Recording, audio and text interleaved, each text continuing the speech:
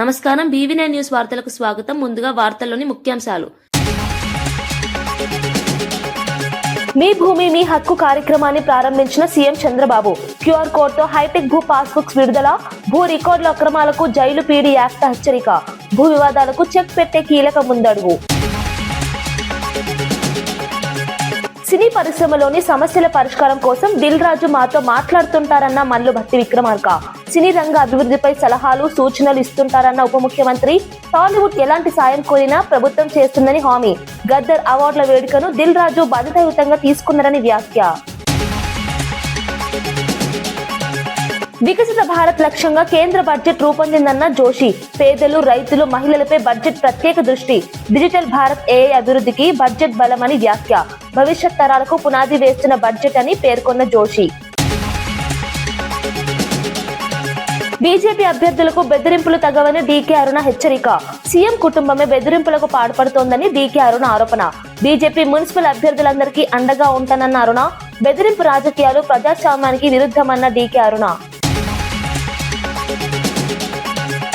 అమరావతి అభివృద్ధి పనులన్నీ పూర్తి చేస్తామన్న మంత్రి నారాయణ. రాజధానిగా అమరావతి అభివృద్ధి ప్రభుత్వ ప్రాధాన్యత అని వెల్లడి. నిలిచిపోయిన అమరావతి పనులు తిరిగి ప్రారంభమయ్యాయని ప్రకటన. నిర్దిష్ట టైంలైన్ తో అమరావతి అభివృద్ధి పనులు పూర్తి చేస్తామని వ్యాఖ్య. కర్నూలు జిల్లా ఎమ్మిగనూరు మండలం కల్లుగొట్లలో సీఎం చంద్రబాబు పర్యటన సందర్భంగా తీవ్ర ఉద్రిక్తత చోటు చేసుకుంది. సీఎం గోబ్యాక్ అంటూ విద్యార్థి సంఘాలు, వామపక్ష పార్టీల నాయకులు పెద్ద ఎత్తున నినాదాలు చేశారు. సీఎం పర్యటనకు వ్యతిరేకంగా నిరసనలు చేయడంతో పోలీసులు భారీగా మోహరించారు. భద్రతా ఏర్పాట్ల మధ్య సీఎం కార్యక్రమాలు కొనసాగాయి. ప్రభుత్వ విధానాలకు వ్యతిరేకంగా ప్రజా సంఘాలు తమ నిరసన వ్యక్తం చేశాయని నాయకులు తెలిపారు. నిరసన నేపథ్యంలో కొద్దిసేపు ఉద్రిక్త వాతావరణం నెలకొంది. పోలీసులు ఆందోళనకారులను అదుపులోకి తీసుకుని పరిస్థితిని నియంత్రించారు. సీఎం పర్యటనలో భద్రతా చర్యలు మరింత కట్టుదిట్టం చేశారు. ఈ ఘటనతో కర్నూలు రాజకీయ వాతావరణం ఒక్కసారిగా వేడెక్కింది. సీఎం పర్యటనలు ప్రజల్లో మిశ్రమ స్పందనను లేపుతున్నాయని రాజకీయ విశ్లేషకులు వ్యాఖ్యానిస్తున్నారు.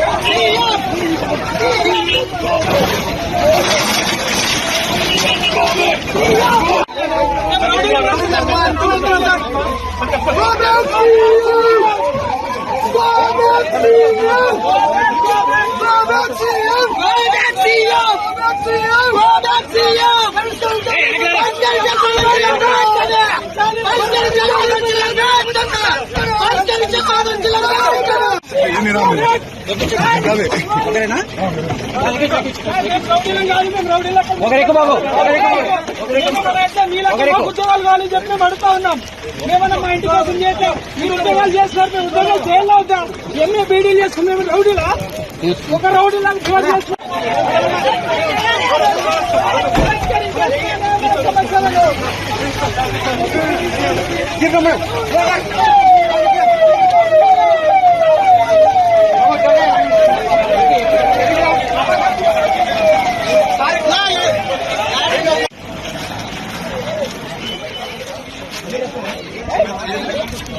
ప్రధాని నరేంద్ర మోదీ ఇచ్చిన నిధులతోనే రాష్ట్రంలోని మున్సిపాలిటీల అభివృద్ధి జరుగుతోందని కేంద్ర హోంశాఖ సహాయ మంత్రి బండి సంజయ్ తెలిపారు.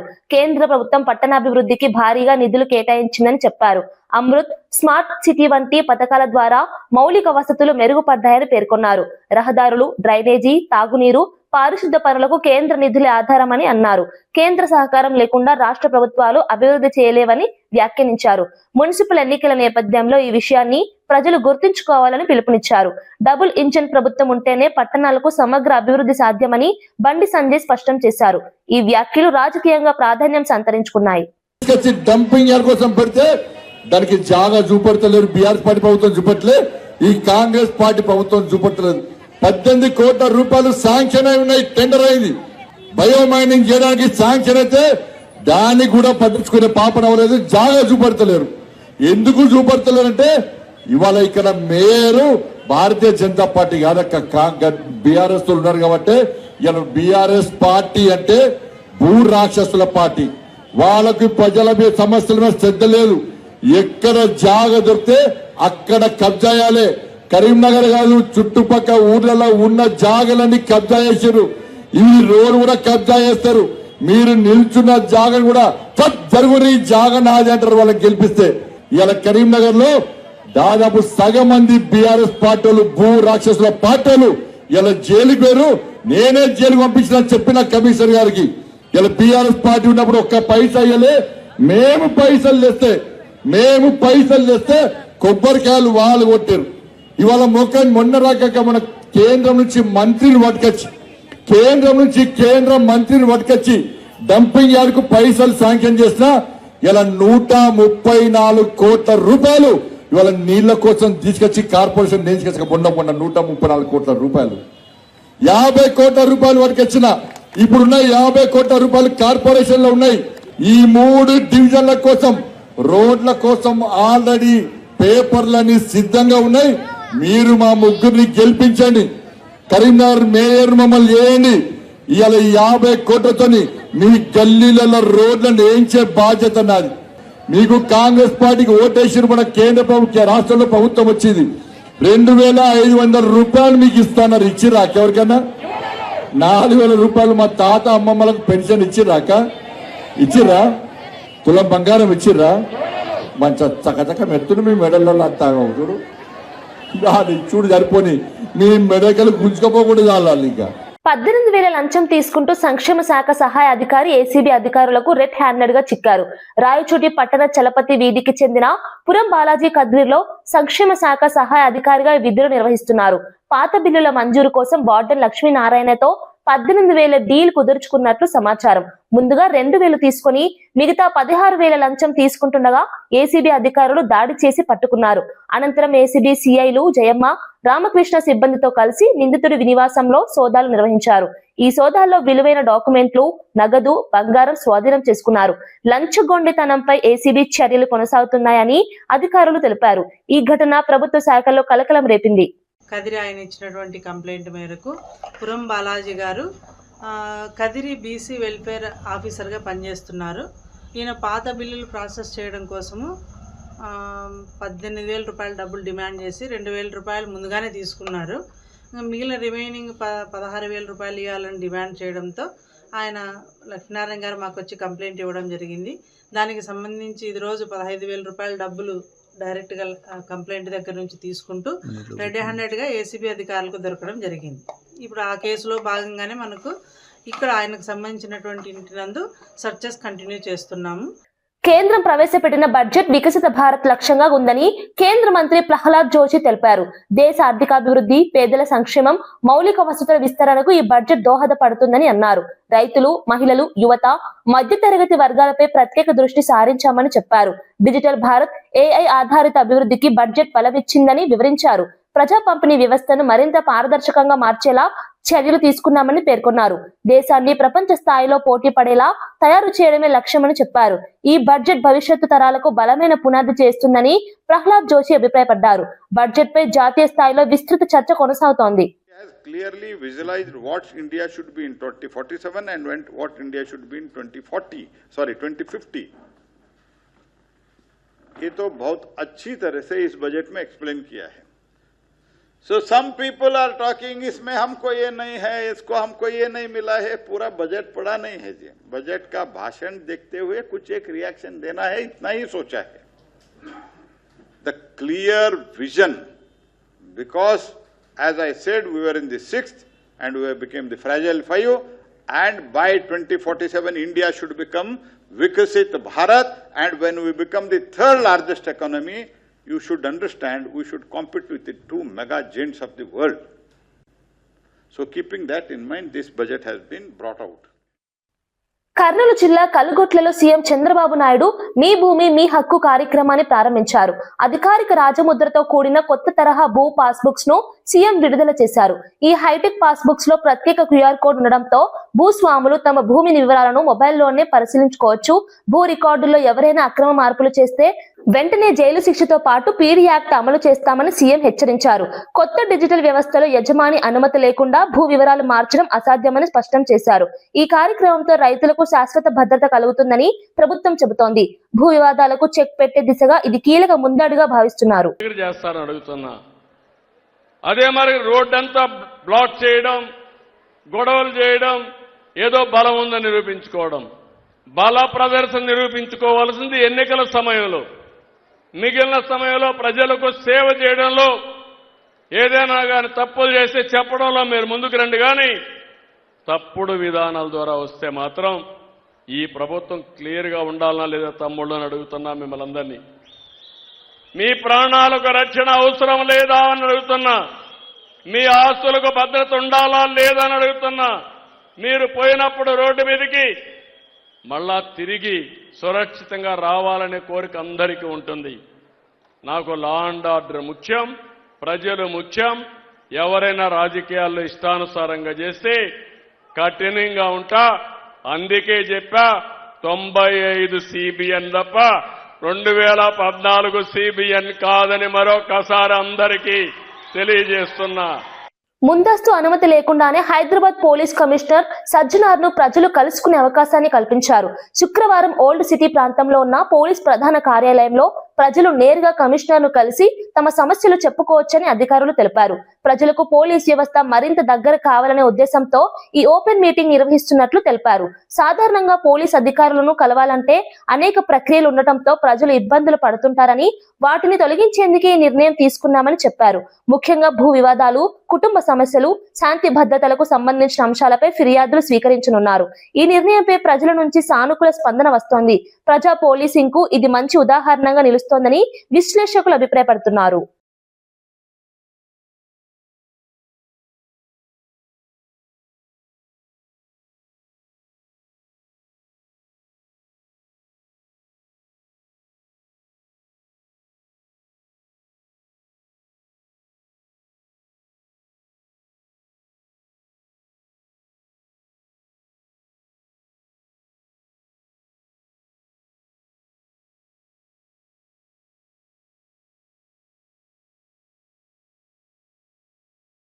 వైసీపీ అధినేత మాజీ సీఎం వైఎస్ జగన్ ఇబ్రహీంపట్నం చేరుకున్నారు. ఈ సందర్భంగా భారీగా వైసీపీ నాయకులు, కార్యకర్తలు తరలివచ్చారు. జగన్ రాకతో ప్రాంతం రాజకీయంగా ఉత్సాహంగా మారింది. కొద్దిసేపట్లోనే మాజీ మంత్రి జోగి రమేష్ నివాసానికి జగన్ చేరుకోనున్నారు. ఇటీవల చోటు చేసుకున్న రాజకీయ పరిణామాల నేపథ్యంలో ఈ పర్యటనకు ప్రాధాన్యం ఏర్పడింది. పార్టీ శ్రేణులకు ధైర్యం చెప్పడంతో పాటు సంఘీభావం తెలపడమే ఈ పర్యటన ఉద్దేశమని వైసీపీ వర్గాలు చెబుతున్నాయి. జగన్ రాకను దృష్టిలో ఉంచుకొని పోలీసులు భారీ భద్రత ఏర్పాటు చేశారు. ఈ పర్యటన రాష్ట్ర రాజకీయాల్లో మరోసారి చర్చకు దారితీస్తోంది. వైసీపీ కార్యకర్తల ఉత్సాహం కనిపిస్తోంది.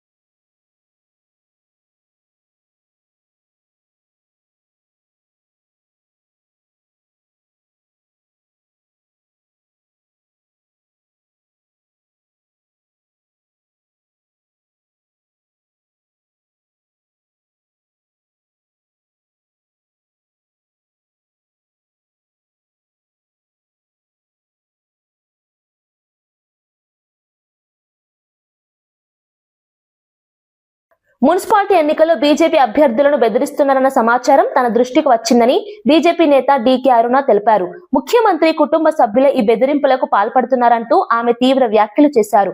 బీజేపీ మున్సిపల్ అభ్యర్థులందరికీ తాను అండగా ఉంటానని భరోసా ఇచ్చారు.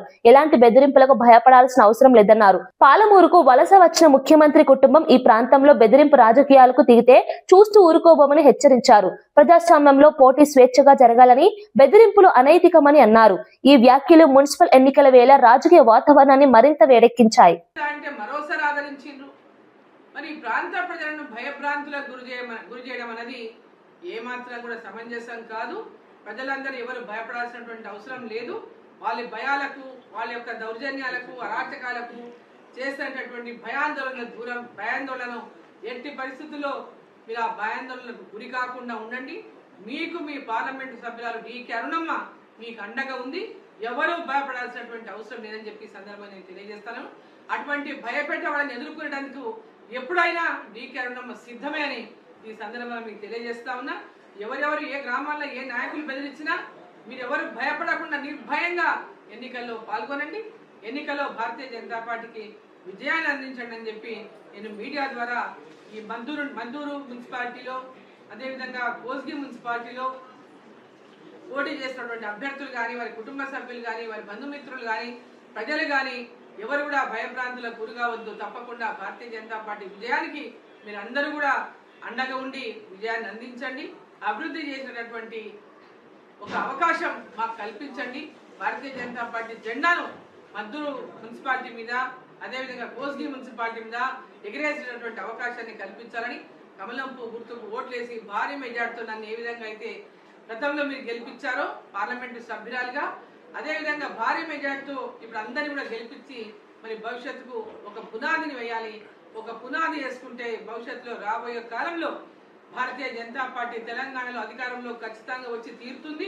2027 చివరి కల్లా రాజధాని అమరావతిలో ముఖ్యమైన పనులన్నీ పూర్తి చేస్తామని మంత్రి నారాయణ స్పష్టం చేశారు. అమరావతి అభివృద్ధి విషయంలో ప్రభుత్వం కట్టుబడి ఉందన్నారు. పరిపాలనా భవనాలు, రహదారులు, మౌలిక వసతుల నిర్మాణం వేగంగా సాగుతోందని తెలిపారు. గతంలో నిలిచిపోయిన పనులను తిరిగి ప్రారంభించామని చెప్పారు. రాజధానిగా అమరావతిని అభివృద్ధి చేయడం ప్రభుత్వ ప్రాధాన్యత అని పేర్కొన్నారు. నిర్దిష్ట టైం లైన్ తో పనులు పూర్తయ్యేలా చర్యలు తీసుకుంటున్నామని వివరించారు. ఈ ప్రకటనతో అమరావతి రైతులు, ప్రజల్లో ఆశలు పెరిగాయి. రాజధాని అభివృద్ధిపై మరోసారి చర్చ మొదలైంది. బంగ్లాలు కావచ్చు, ఇవి కూడా ఎంతో వేగవంతంగా యూజ్ జరుగుతున్నాయి. ఇవన్నీ కూడా మార్చ్ ఎండింగ్ అయిపోయి ఏప్రిల్కి వాళ్ళు హ్యాండ్ ఓవర్ చేసేటట్టుగా యాక్చువల్గా ఇన్స్ట్రక్షన్ ఇచ్చింది. అదే పందాలు యాక్చువల్గా ఈరోజు అన్ని వర్క్ జరుగుతున్నాయి. 30% ఏరియా ఇక్కడ గ్రీన్ అండ్ బ్లూ పెట్టాం. ఇందులో కొండవీటి వాగుంది, పాలవాగుంది. ఆ 2 వర్క్స్ కూడా ఎంతో వేగవంతంగా జరుగుతున్నాయి. అవి కాకుండా 3 రిజర్వాయర్స్ ఉన్నాయి. ఆ 3 రిజర్వాయర్స్ వర్క్ కూడా ఎంతో వేగవంతంగా జరుగుతుంది. అడ్మినిస్ట్రేటివ్ ఐకానిక్ టవర్స్ 5 టవర్స్ పెట్టాం. అదేవిధంగా అసెంబ్లీ 250 మీటర్లు ఎత్తుండే హైట్ ఉండే అసెంబ్లీ, అదేవిధంగా హైకోర్టు, అదేవిధంగా గవర్నర్ బంగ్లా, ఇవన్నీ కూడా ఎంతో వేగంగా. అవి అయితే 3 ఇయర్స్లో మనం ఎప్పుడైతే టెండర్ ఇచ్చామో టెండర్ నుంచి 3 ఇయర్స్లో కంప్లీట్ అయ్యేటట్టుగా ఈ విధంగా ఈరోజు అమరావతి క్యాపిటల్ సిటీలో వర్క్స్ అన్ని జరుగుతున్నాయి. ఏరియాకి భూమిలో కూడా, రైతుల యొక్క భూమిలో కూడా నిలవాలి, పెరగాలంటే అనేక ఆర్గనైజేషన్స్ రావాలని ఒక ఇంటర్నేషనల్ స్పోర్ట్స్ సిటీ కట్టాలని ఆదేశించారు. అదేవిధంగా ఇంటర్నేషనల్ ఎయిర్పోర్ట్ హైదరాబాద్ ఏ విధంగా అయితే ఆ రోజు ముఖ్యమంత్రి గారు ఇంటర్నేషనల్ ఎయిర్పోర్ట్ని ఆ రోజు డిజైన్ చేయబట్టి ఈరోజు హైదరాబాద్కి అదే మెయిన్ అయింది. అలాంటిది ఒకటి. అదేవిధంగా స్మార్ట్ ఇండస్ట్రీస్ ఈ 3 టేకప్ చేయమన్నారు. అంటే లేటెస్ట్గా కట్టింది ఖతార్లో యాక్చువల్గా వాళ్ళు స్పోర్ట్స్ సిటీ కట్టారు. లండన్ ఒలింపిక్స్ అప్పుడు లండన్ వాళ్ళు కట్టారు. అవి 2 స్టడీ చేసి వచ్చాం. మళ్ళా కూడా అక్కడ ఉన్న వాళ్ళతో కూడా ఎవరైతే అవి చేశారో ఆ యొక్క నేషనల్ ఇంటర్నేషనల్ ఆర్కిటెక్చర్స్ ఉన్నారో వాళ్ళని కూడా కాంట్రాక్ట్ చేయమని అధికారులకు ఇచ్చాం. వాళ్ళు కూడా కాంట్రాక్ట్ చేస్తారు. దాని మీద ముందుకు పోవడం జరుగుతుంది. వైఎస్ కుటుంబం అధికారంలోకి వచ్చినప్పుడల్లా టీటీడీ ఎందుకు వివాదాల్లో ఉంటుందంటూ ఎమ్మెల్సీ నాగబాబు తీవ్రంగా మండిపడ్డారు. వైసీపీ హయాంలో తీసుకున్న నిర్ణయాలే తిరుమల సంస్థను వివాదాల కేంద్రంగా మార్చాయని ఆరోపించారు. టీటీడీ లాంటి పవిత్ర సంస్థను రాజకీయ లబ్ధి కోసం వాడుకోవడం తగదని అన్నారు. భక్తుల విశ్వాసాలతో ఆడుకోవడం అనైతికమని వ్యాఖ్యానించారు. గతంలో తీసుకున్న నిర్ణయాల వల్లే టీటీడీ ప్రతిష్ట దెబ్బతిందని చెప్పారు. ఇప్పుడు వాస్తవాలు బయటపడుతున్నా బాధ్యత తీసుకోకుండా ఎదురుదాడి చేయడం సరికాదని విమర్శించారు. వాళ్ళ మత సంస్థలకి ఒక నాస్తికుణ్ణి, ఒక దైవదూషణ చేసేవాడిని చైర్మన్గా పెట్టి అలాంటి వాడి చేతికి మత సంస్థ డబ్బు నిర్ణయాలు అప్పచెప్తారా? లేదు కదా. మరి టీటీడీ విషయంలోనే ఎందుకు అలా చేశారు? ఇలాంటి నిర్ణయాల వల్ల కదా ఇవాళ దారుణమైన కెమికల్స్తో ఏవేవో ఆయిల్స్తో నిండిన ఫేక్ గీ టీటీడీ ప్రస్తావనలోకి వచ్చింది. గతం భవిష్యత్తుకి దిక్సూచి అవ్వాలి. ఎలాంటి వాళ్ళు వ్యవస్థలు నడిపించారనే విషయాలు ఇప్పటి తరానికి తెలియాలనే ఇవన్నీ చెప్తున్నాను తప్ప ఎవరిని నొప్పించడానికి కాదు. ఇప్పుడు వైఎస్ఆర్సీపీ వాళ్ళు చెప్పే అతిపెద్ద అబద్ధానికి వద్దాం. సిట్ తన ఛార్జ్ షీట్లో ఆ ఫేక్ గీలో ఎలాంటి యానిమల్ ఫ్యాట్ లాంటి పదార్థాలు లేవు అని చెప్పేసింది అని వాళ్ళ నీలి మీడియాలో రాసుకుంటున్నారు. చెప్పుకుంటున్నారు. నిజంగా కొవ్వు లాంటి పదార్థాలు లేకపోతే సంతోషమే. కానీ ఇక్కడ మనం జాగ్రత్తగా నిజాలు తెలుసుకోవాలి, రాబట్టుకోవాలి. మరొకసారి ఇలాంటి తప్పు జరగకుండా చూసుకోవాలి.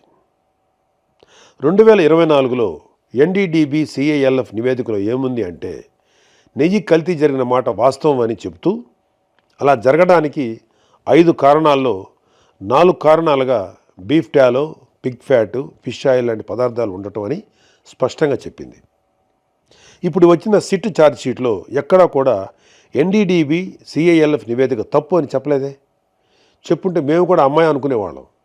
సిట్ ప్రస్తుతం NDRI ద్వారా చేయించింది లార్డ్ అంటే పందికొవ్వు టెస్ట్ మాత్రమే. అది కూడా 10% కంటే తక్కువ ఉంటే మేము చెప్పలేము అనిందే తప్ప ఇతిమిద్దంగా లేదు అని తేల్చలేదు.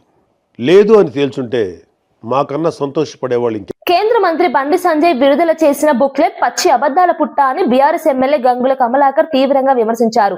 దీనిపై బహిరంగ చర్చకు తాను సిద్ధమని, బండి సంజయ్ సిద్ధమేనా అంటూ సవాల్ విసిరారు. 2018లో స్మార్ట్ సిటీ పనులు ప్రారంభమైన సమయంలో బండి సంజయ్ కేవలం కార్పొరేటర్ మాత్రమేనని గుర్తు చేశారు. బీఆర్ఎస్ హయాంలో నిర్మించిన మల్టీపర్పస్ పార్కులు, గాంధీ విగ్రహాల క్రెడిట్ ను తన ఖాతాలో వేసుకోవడం దిగజారుడు రాజకీయానికి నిదర్శనమన్నారు. కేంద్ర మంత్రిగా కరీంనగర్ కు ₹1 కూడా తీసుకురాలని వ్యక్తి ఇప్పుడు మేయర్ పదవి ఇస్తే ఏమి చేస్తాడని ప్రశ్నించారు. కేంద్ర మంత్రి పదవి మేయర్ పదవి కంటే పెద్దది కాదా అని ఎద్దేవా చేశారు. ఈ వ్యాఖ్యలు కరీంనగర్ రాజకీయాల్లో తీవ్ర చర్చకు దారితీస్తున్నాయి. 2018లో కొబ్బరికాయ కొట్టినాం. 2018లో మీరు ఎంపీయా కాదు కదా, కార్పొరేటరే. మరి 2018లో 16లో మీరు కార్పొరేటర్ ఉన్నప్పుడు స్మార్ట్ సిటీలో మీ పాత్ర ఏంది? సరే పోనీ, మీరు అప్పుడు బీజేపీ కార్పొరేటర్ అప్పుడు గౌరవ ముఖ్యమంత్రి కేసీఆర్ గారు, అప్పుడున్న ఎంపీ వినోద్ కుమార్ గారు, అప్పుడు నేను ఎమ్మెల్యేగా మేయర్ రవీంద్ర సింగ్ గారితో పాటు ఆల్ కార్పొరేటర్ను ఫ్లైట్ టికెట్ తీసుకొని మేము వెంకయ్యనాయుడు గారికి మేము పంపించింది ప్రభుత్వం. అందులో మీరున్నారా? రమ్మని టికెట్ బుక్ చేసినా ఎందుకు రాలేదు అని అంటున్నా. అందరు కార్పొరేట్ ఇచ్చిండ్రు. ఆ ఫోటో కూడా మీకు రిలీజ్ చేస్తాం. ఆ ఫోటో కూడా రిలీజ్ చేస్తాం. ఈ పత్రిక మిగతా పత్రిక ఇప్పుడు మీ పాంప్లెట్ మేము ఇస్తాం. ఆ ఫోటోలో కూడా మీరు కనబడతలేరు. ఇది వెంకయ్యనాయుడు తోటి ఆ రోజు స్మార్ట్ సిటీ శాంక్షన్ చేసినప్పుడు ఉన్న ఫోటో. 2016లో స్మార్ట్ సిటీ వచ్చింది, 2018లో కొబ్బరికాయ కొట్టినాము. ఇందులో మీ పాత్ర శూన్యం, 0. అటువంటి అప్పుడు స్మార్ట్ సిటీ నిధులతోటి మీకు సంబంధం లేదు. నెంబర్ 1. వీళ్ళ పాంప్లెట్లు ఏం కొట్టించినా బండి సంజయ్ గారు, ఒక్క అవకాశం ఇవ్వండి, కరీంనగర్ గడ్డ మీద కాషాయం జెండా ఎగరేస్తా అన్నావు. మేము అన్నాం ఆల్రెడీ నీకు ఒక అవకాశం ఇచ్చిండ్రు. 7 సంవత్సరాలు ఎంపీగా ఉన్నారు, 2 సంవత్సరాలు మంత్రిగా ఉన్నారు, కేంద్ర మంత్రిగా ఉన్నారు. ఇంతకన్నా పెద్ద పోస్ట్ కాదు కదా మేయరు, ఇదే పెద్ద పోస్ట్ కదా. కేంద్ర మంత్రి కన్నా పెద్ద పోస్టా నీకు మేయరు? కాదు కదా. కేంద్ర మంత్రిగా విఫలమైనావు కదా, మీరే ఒప్పుకుంటున్నట్టు కదా. కేంద్ర మంత్రిగా విఫలమైనాను, నేను మాకు మేయర్ చేయండి, డెవలప్ చేస్తా అని ఒక వర్డ్ అంటున్నావు.